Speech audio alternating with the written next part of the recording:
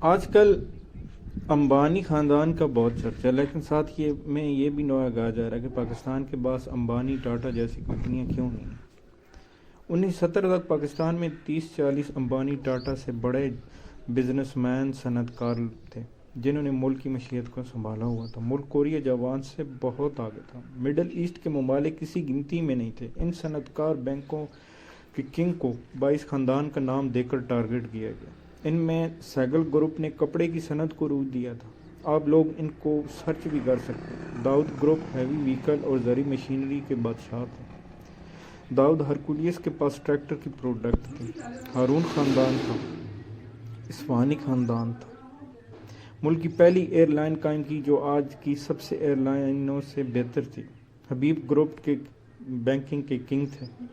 60 کی دہائی ان کا حبیب پلازا ایشیا کی بلند ترین عمارت تھی۔ بینکنگ سسٹم اس بلڈنگ کی نامی IBM ایشیا میں پہلی منزل پر نصب ہوا۔ فینسی کپڑے کی صنعت نشاد گروپ کے پاس اور مختلف مصنوعات کے بانی تھے۔ لاہور میں ہیکو انڈسٹری یعنی Batala engineering cycle motorcycle assemble کرتی تھی۔ لارنس پور ایسی بہت ساری ملز تھیں۔ پوری صنعتی ریاست تھی پاکستان، جن کے مالک مشینری بنگلہ دیش لے گئے تھے۔ بھٹو صاحب نے ان 22 خاندانوں کے خلاف تحریک چلائی کہ ملک کی ساری دولت ان کے پاس ہے، ان کے پیٹ سے نکالوں گا میں۔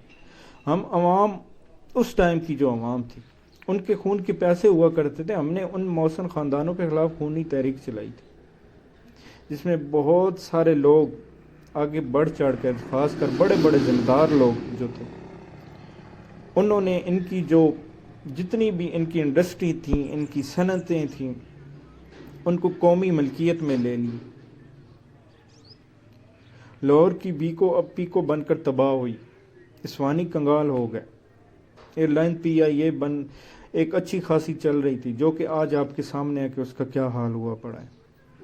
حبیب گروپ سے حبیب بینکنگ چھین لی گئی۔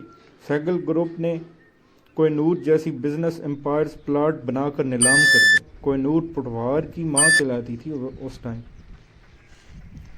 اب پاکستان میں کون ہے؟ پاکستان میں اب مخدوموں، وڈیروں، سرداروں، ملکوں کے ہاتھوں میں چڑھا ہوا ہے اور ان کو اسمبلیوں میں پہنچایا ہوا ہے خبریں۔ جب پاکستان ہے ہی غلط لائن پہ تو یہ کامیاب کیسے ہوگا؟ اللہ پاک ہمارے ملک پر رحم کرے۔ پاکستان زندہ باد۔